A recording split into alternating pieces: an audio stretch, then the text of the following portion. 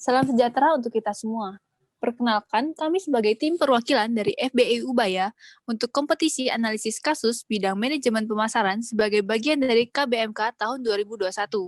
Perkenalkan, tim kami terdiri dari 3 orang, yakni saya Ama Belkasta, Saya Sharon, dan saya Ophelia. Pada kesempatan ini, kami akan sedikit menjabarkan terkait hasil analisis studi kasus sesuai dengan kasus yang sudah diberikan. Pertama-tama, tahukah Anda bahwa menurut Air Quality Life Index, kondisi kualitas udara di Indonesia tercatat terus memburuk sejak 2 dekade terakhir. Salah satu alasannya adalah karena penggunaan bahan bakar minyak atau BBM. Di Indonesia, KBLBB atau kendaraan bermotor listrik berbasis baterai ini dianggap dapat menjadi solusi dan dengan menjadi alat transportasi bebas polusi dan konsumsi BBM. Berdasarkan data penjualan mobil terlaris sepanjang tahun 2020 yang dirilis oleh Gaikindo atau Gabungan Industri Kendaraan Bermotor Indonesia, diketahui bahwa mobil berjenis MPV merupakan salah satu mobil yang paling diminati masyarakat Indonesia. Hal ini dapat menjadi peluang bagi RCAV untuk memperkenalkan mobil EV fully electrified dengan tipe MPV di pasar domestik Indonesia. berdasarkan survei yang kami lakukan melalui penyebaran kuesioner online, diperoleh informasi bahwa keraguan terbesar mereka dalam membeli EV adalah karena harganya yang mahal, sarana dan prasarana yang kurang, dan kurang familiar atau populernya penggunaan EV di Indonesia. Perencanaan dan komunikasi pemasaran menjadi hal yang penting untuk menghapuskan persepsi dan keraguan masyarakat terhadap EV guna meningkatkan niat beli. Pada kasus yang diberikan, Aditya meminta bantuan kami untuk membuat perencanaan pemasaran dan rekomendasi komunikasi pemasaran beserta medianya berdasarkan consumer journey. Metode pertama yang kami gunakan untuk membantu perancang strategi pemasaran yang tepat adalah dengan analisis SWOT. Setelah meneliti, dapat diketahui bahwa tantangan yang dihadapi yakni tingginya tingkat persaingan bila dibandingkan dengan mobil konvensional, kurangnya program marketing EV, dan sebagainya.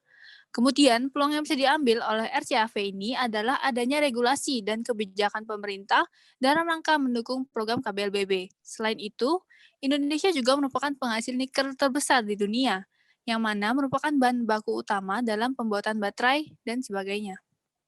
Dari sisi internal, mobil EV juga memiliki kelemahan, yakni ketersediaan fasilitas sarana prasarana mobil EV yang masih kurang memadai, harganya masih tergolong tinggi, dan sedikitnya program yang menarik oleh para produsen EV.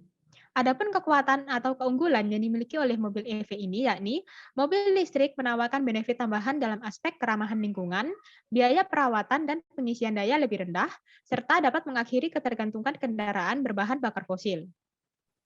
Setelah analisis menyeluruh menggunakan matriks SWOT dan KSPM, maka strategi yang sebaiknya digunakan adalah market penetration, yakni strategi pertumbuhan di mana perusahaan berkonsentrasi pada perluasan pangsa pasar. Maka dari itu, kami akan memberikan rekomendasi program pemasaran dan komunikasi pemasaran yang dapat menjadi solusi atas permasalahan yang ada pada kasus yang sudah diberikan. Rekomendasi yang dibuat mengacu pada asumsi bahwa seluruh kegiatan kerjasama terkait proses produksi dan pembangunan ekosistem yang sebagaimana telah dijabarkan pada matriks SWOT telah dilaksanakan. Maka kami merekomendasikan Aditya untuk menjalin kerjasama dalam bentuk joint venture bersama dengan perusahaan Gojek.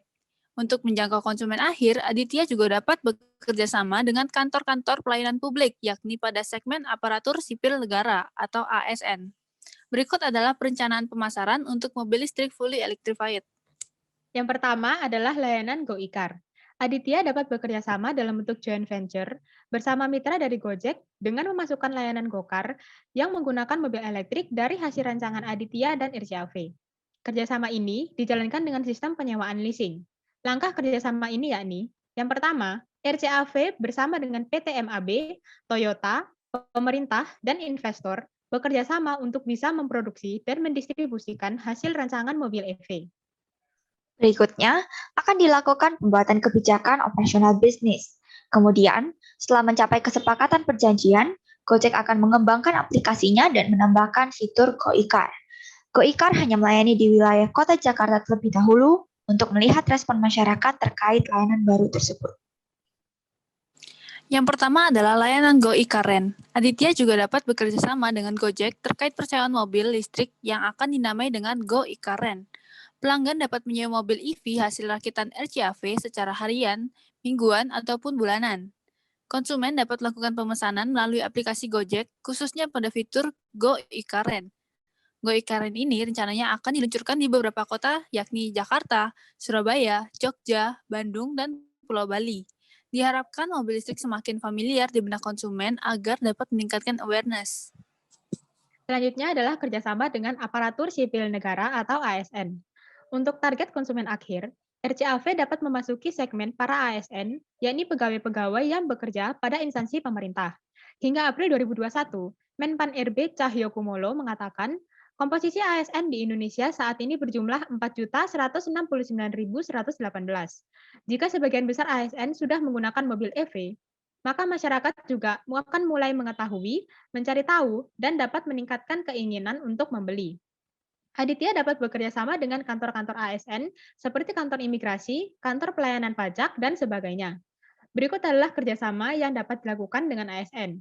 Yang pertama, memberikan potongan harga khusus yakni sebesar 5% bagi para pegawai ASN. Yang kedua, jika dalam satu kantor pelayanan publik terdapat 75% pegawai yang menggunakan EV dari RCAV, maka RCAV akan membangun fasilitas stasiun pengisian kendaraan listrik di area kantor tersebut. Yang ketiga, cicilan tiap bulan dari PNS bisa langsung dipotong dari gaji. Dan yang keempat, persetujuan untuk memasang baliho di area kantor secara gratis. Selanjutnya, rekomendasi komunikasi pemasaran terintegrasi yang tepat berdasarkan consumer journey mencakup juga rekomendasi media komunikasi untuk target pasar tersebut. Langkah pertama adalah dengan melakukan analisis STP. Untuk segmentasi, terdapat segmentasi geografis yakni di beberapa kota di Indonesia. Sedangkan segmentasi kelas sosialnya yakni middle up class sampai upper class. Kemudian segmentasi psikografisnya adalah individu yang modern, memperhatikan jangka panjang, dan juga peduli dengan lingkungan. Untuk bagian targeting, adapun target pelanggan dari mobil EV tersebut adalah keluarga ataupun individu. Dan terakhir untuk positioning, produk mobil elektrik dengan tipe BEV yang mampu menampung hingga 8 penumpang atau setara dengan mobil tipe MPV untuk memperkuat positioning ini dapat dilakukan dengan pembuatan slogan. Adapun slogan yang kami rekomendasikan adalah Be the Future. Berdasarkan survei yang kami lakukan, diperoleh data bahwa 54,3% responden mengetahui EV dari media sosial. Urutan media sosial yang paling sering digunakan oleh responden adalah YouTube dan Instagram. Dari situ, kami merekomendasikan untuk memusatkan kegiatan pemasaran atau periklanan pada YouTube dan Instagram.